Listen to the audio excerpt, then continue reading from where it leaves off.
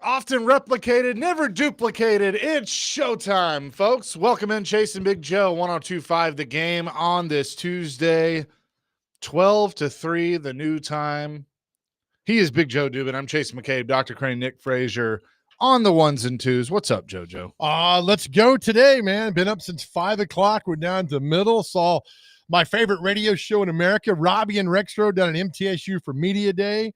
Hung out down there, had a good old time. So a lot of fun coming back from tell the band to quiet it down.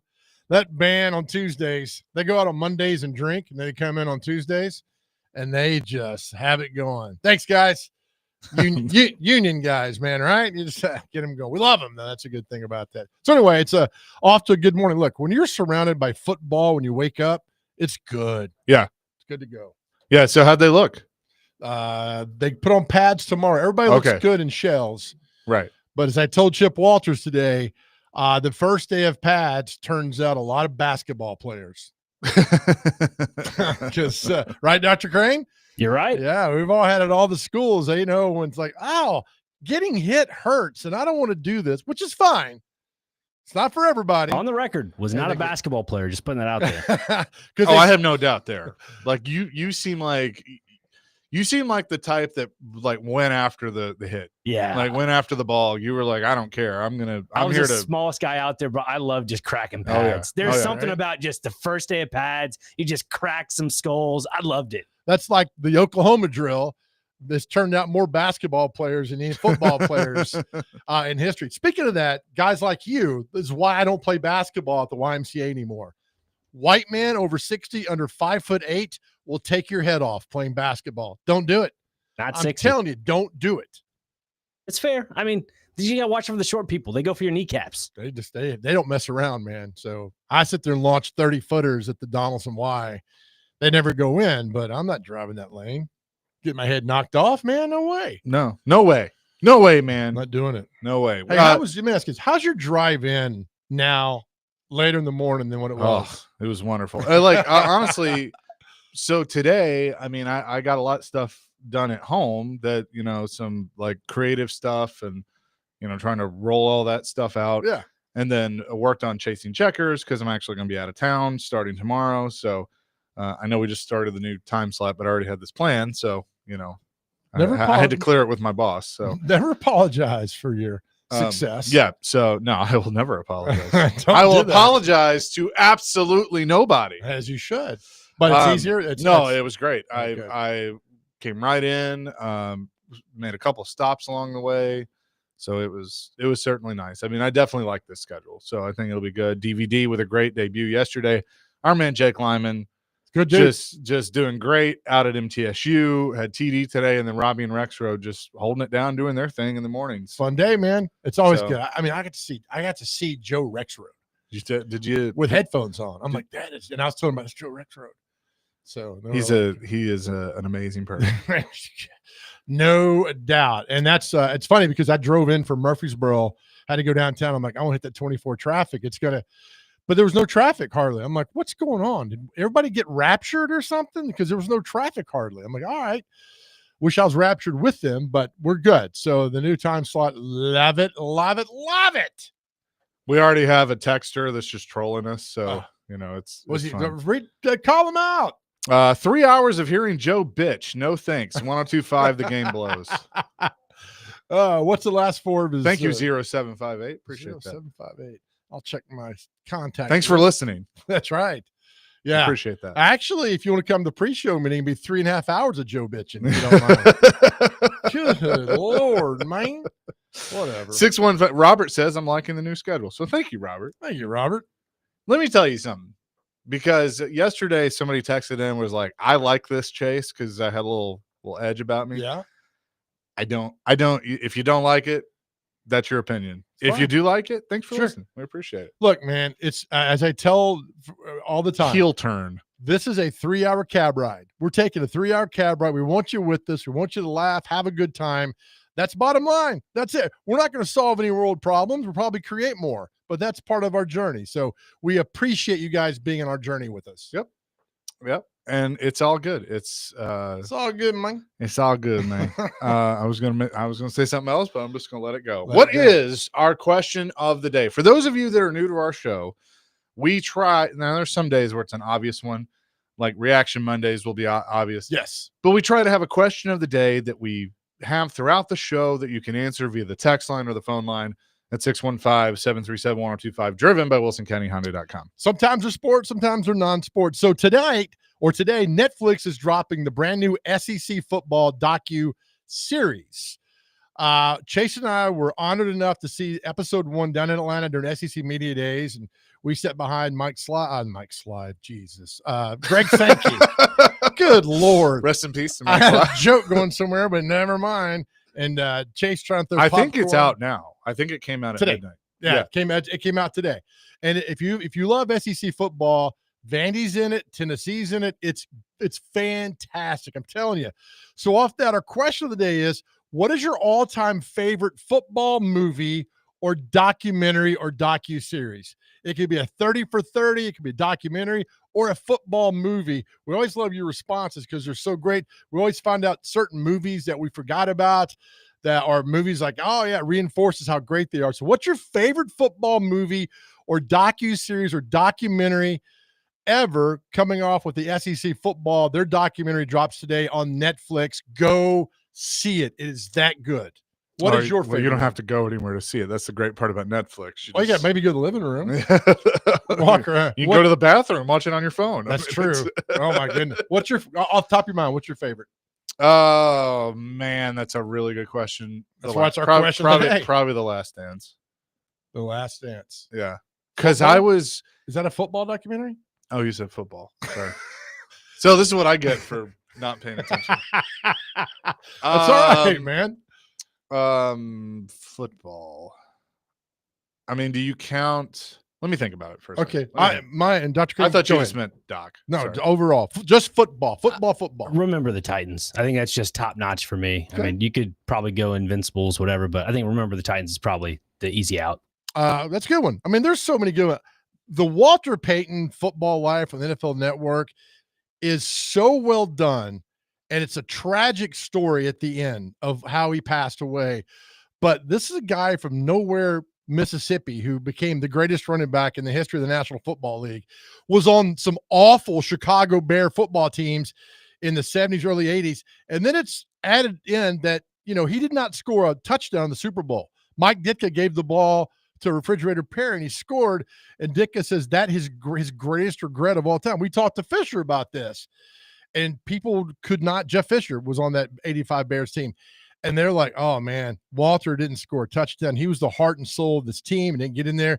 The Walter Payton documentary to me is my favorite, and there's others that are at the top, but that's really strong right there. You got one now? I mean, I would say favorite movie is Remember the Titans. Favorite documentary, I don't remember the name of it. It's not the Football Life one. It was one that was done probably 10 years ago on Lawrence Taylor. Oh, yes. And it is so well done. I mean, it goes into personal life, and it has my favorite ending to Indy Doc, where when he's sitting there and whoever's interviewing him says, when your grandkids ask you about who is LT, how are you going to answer that question? Because the whole thing talks about the difference between Lawrence Taylor and LT. Yes. They're two different people. Yes. And he gets tears in his eyes and he goes, I'll pick them up with all the love in my heart, and I'll look at them and I'll go, kids, LT was a bad mother bleeper. And I'm like, that is so perfect because it's so true. Yes. So that's one that, yeah. Yeah, sure. And I think the ones that resonate with us, even the document, they could be anything, but it's got to be football related. I think that and the Peyton one show the humble side of these great athletes. And of course, LT was all self-inflicted. Walter Payton was not, but it's the up and downs of everything that go. You're like, oh man, because these guys are larger than life. The McNair one was great. I mean, and that's a tragic one too as well. So we want to hear from him at 615-737-1025. But Chase McCabe, the great one, has spoken. The great one. You wrote it on the board. Oh, okay. The great one has spoken. All right. Well, Do you want to Nope. host now? No, You're no, doing no, the no, teases and everything. No. Yes, Mike Vrabel has spoken to Bussin' with the Boys, and I find interesting some of the things that he said compared to some of the things that John Robinson said when he did his first local interview last week on the Chasing Big Joe show. Yes. And he was asked all the tough questions by us on the Chasing Big Joe show. I found Vrabel's answers interesting. We'll do that coming up next. Chasing Big Joe, 1025, the game.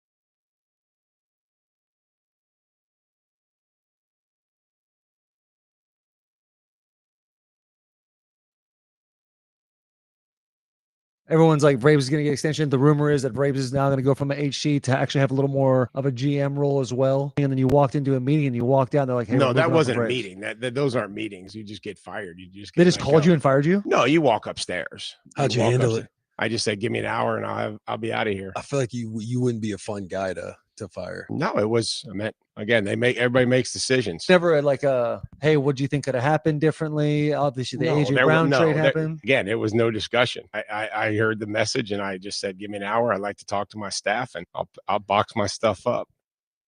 That was Mike Vrabel on the Bussin' with the Boys podcast with Taylor Lewan and Will Compton. Obviously, two players that he enjoyed and they enjoyed playing for him here with the Titans. Chasing Big Joe, 1025 the game on this Tuesday, noon to 3, our new time slot. So I find it interesting. I'm sure they did that, a while, they just taped that. I don't think that was like yesterday. I think they did that probably a week or so ago. But it's ironic that they kind of have the follow up with Vrabel and then we had John Robinson last week.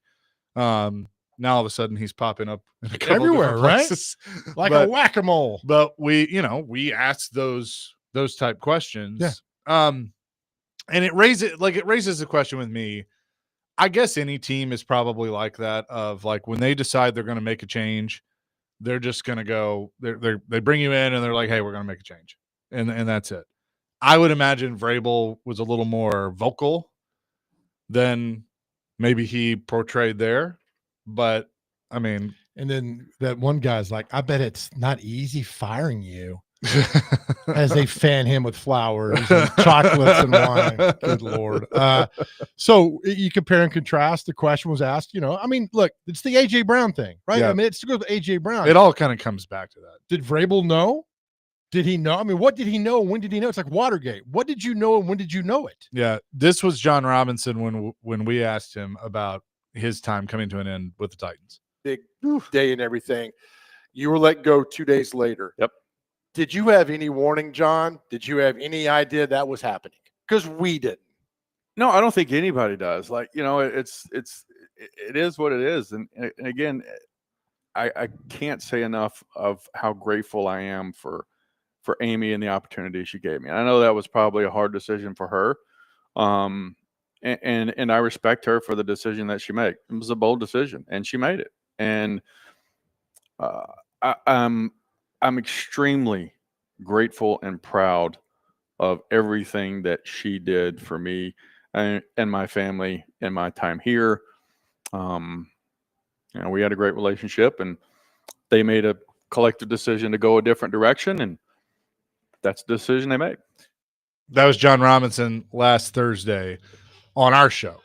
So basically what I'm getting is, and this is what worries me moving forward with this group, because I like, the jury's still out on Brian Callahan on whether he's just strong enough to be the head coach. I like Mike Borgonzi. Chad Brinker, we'll see. I mean, I think it's still a we'll see, like how involved in the day-to-day is he? He's obviously been at every press conference. We haven't gotten Borgonzi by himself yet, but I'll be kind of curious there. But when she decides she's done, she's done. That happened to Robinson, and then it happened to Vrabel. It was the A.J. Brown thing that he comes back and torches the Titans. She decides, I'm done. Yeah. Vrabel, and I think they follow up with him of, did you want more GM duties, like all that stuff? And it just kind of felt like it was nope, I want to change. You're not getting it done. It's time to move on. It is. I mean, and we all know, I mean, that was the question, and what went on, with Robinson. I mean, he adds further, I don't know what else we have, but he adds, more of the conversation of like, he went home, packed his stuff, and, what was like the next day, like the Wednesday when you're supposed to be there working deals. And he's like, I was at home, took the kids to school. I mean, your whole world changes and all that goes on. But, again, you go back to draft night when Vrabel and him are sitting there, you see it happens, and Vrabel storms out of the room like he took his toy, which he kind of did. You kind of took his toy from him with A.J. Brown, and then it moves on and life changes. But I'm telling you right now, they're going to make some sort of documentary series about that trade, because it has now become so one-sided between both teams that it's the worst trade since Herschel Walker. Is there one that's been worse? I don't recall it. An NFL trade. That's a really good question. That's worse. I mean, it's the worst in Titans history. It's the worst in Nashville sports history. Yes, it is.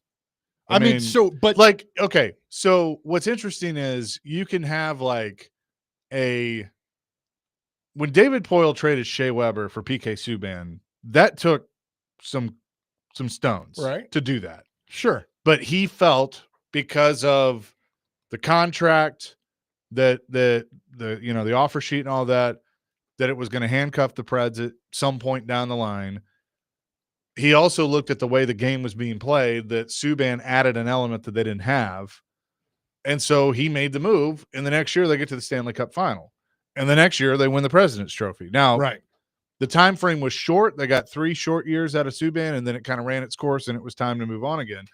But I think we can say, like, hey, at the time we're all sitting going like, what are you doing? That's your captain. That's the face of your franchise. It's pretty rough.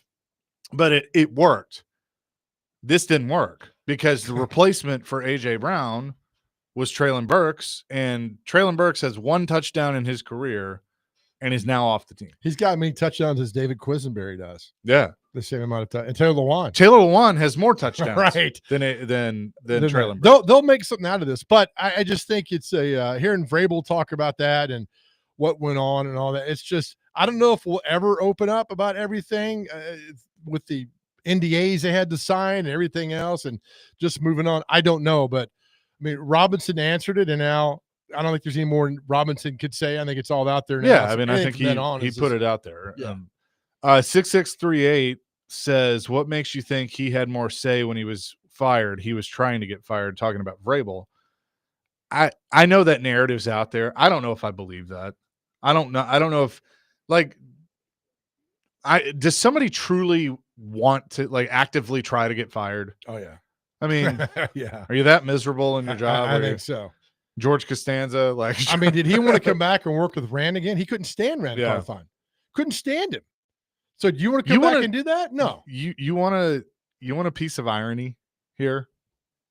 Think about, because I've always said that it wasn't necessarily the trade that got John fired. It was the replacement in Traylon Burks not working out because he couldn't stay healthy and all of that stuff. The irony is Amy Adams Strunk tried to do the same thing. She brought in the replacement for John Robinson, who turned out to be just a disaster of a general manager. Yeah, right. And Rand Carthon. Terrible. Just terrible. Nice guy, terrible general manager. Yeah. Like he was. You know, that's just, there's no better. I mean, it is what it is. This was, do we have it, Dr. Grant? This is Mike Vrabel when asked about AJ specifically. When the AJ Brown trade happened. Yeah. And there you see the video, you stand up. No, I mean, listen, that is But also 2 days before that, you're like, as long as I'm the head coach of this team, AJ Brown will be a wide receiver. Well, I didn't want to. Obviously, nobody wanted to have him walk out of there. You know, what I mean, the contractual terms weren't going to. You know, it didn't work out, and it's disappointing. The thing that I am most proud of is just still the relationship with AJ and players that I've coached, whether it be you guys or other players that, you know, continue to text or check in on or just think about when they're in the summer or what they're doing or their families, or you see that they're having kids. Like, I think that's important. And I'm glad that that's still something that happened. It was Mike Vrabel on Bussin' with the Boys. Took a deep breath like Darth Vader in that one time. Yeah, I mean, again, he kind of skirted the issue a little bit. We all know they didn't want to trade AJ Brown. We all know that. Yeah. But why did they? Right. Well, I mean, again, and when we had John on, he explained there were certain things he couldn't get into. Right. And again, body language guy here. Mm-hmm. And John was really trying to piece together. And we're grateful that he came on his first interview with us. Grateful for that. But he's trying to piece together what he could tell us and what he couldn't tell us. And I think there's, at least according to me, you might have gotten a different vibe, that there's a lot more he wants to say but can't. Right. Okay. So, but I can speculate, right? I mean, we're in the Does that require lifting a hammer? No, Okay. we're in the speculation business. Sure. Based on Vrabel's answer, based on John's answers, and based on just kind of, you know, even what AJ has said, I think the owner didn't want to pay him. Right. I mean, I just that's what I think. Yeah. And I think ultimately they couldn't, you know. Now, what was always curious to me was they didn't have to do it right then. They could have taken this into the offseason and, you know, into before training camp. Now, he would have held out and all that stuff, but they could have waited. Yeah, 3 and months. And then they could have gotten draft picks for the next draft. They could have taken Burks in addition to keeping AJ Brown. That's what I never understood, is like, I feel like they parachuted out much too quickly on it. And that was, I think, because she basically, and again, all speculation. I don't know this. Okay. I think she said, look, I told you what I'm willing to pay him. I'm not changing on that. So you figure it out. Yes. Where were they originally scheduled to pick? 30th? No. 28th? No. They were the number 1 seed after the 21 It was season. like it was like I think maybe it was 22nd. Connor and I are back here talking. I want to say it was like the early 20s. All right, so they moved up 6 spots, right? Because you take him at Yeah. 16 is where they took him at. Look, you had 3 months to work this out. And if you were worried he was going to cause a distraction in training camp and hold out, you had 3 months to figure it out. I mean, look, we can go back and play armchair quarterbacks. If I told you to make a major trade decision about a player, you had 10 minutes to do it. Could you do it? I don't know. I don't think I could. I mean, They were 18th. Yeah, I thought that's where the Titans moved up to 18 with the Right. Eagles when they traded AJ Brown. Right. Okay. Yeah, we knew. So I was You're talking about the 40. original pick. What? You're talking about the original Yeah. pick. That's what we're talking about. Of asking where I want to say it was like 26th. I know it was in the 20s. I mean, they were the number 1 I think seed. they moved up 8 spots. Okay. That feels right. All right. I don't know. We can look it up. So that's this. I mean, look, you talk about this all along, but the fact they're speaking about it now, it's a topic. And again, it's one of the most one-sided trades of all time. 615-737-1025. You have now heard from the former GM and the former head coach that basically that got this team back to being competitive, an AFC championship game and a number 1 overall seed. And they have both addressed the biggest, I guess, misstep in their tenure, whether that's John Robinson's fault or Amy's fault or whatever. Now, how does that make you feel moving forward? Has it cleared things up for you? Are you still pissed off? 615-737-1025. It's Chasing Big Joe on this Tuesday. Tim Hasselbeck will join us at the top of the next hour. Gentry Estes at 2 here on 1025 The Game.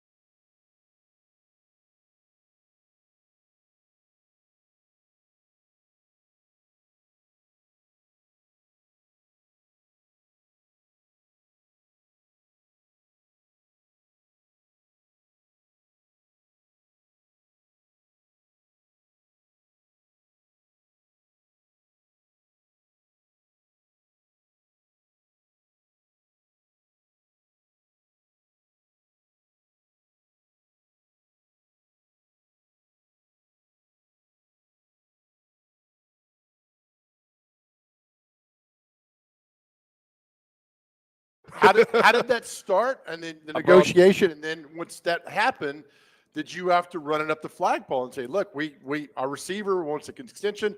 What do we do here? I brought gauze and Band-Aids, so if you cut me, I'll mend up. No, yeah, that's a topic everybody probably is tuning in to hear about, and I can't as I would love to give in the details. I can't go into the details on it, but there was just a lot of discussion that went into that decision. Ultimately, it was my responsibility to make the decision, and again, if I had one of those mulligans, I would probably do that. And that's nothing against Traylon or anybody else, but I think AJ's went on to have a great run. I'm proud of him. I'm proud of where he's at, and what he's been able to accomplish. But sure, I mean, in hindsight, if you had a do-over, I mean, I'd be an idiot to sit here and say, no, I'll do it again. Like,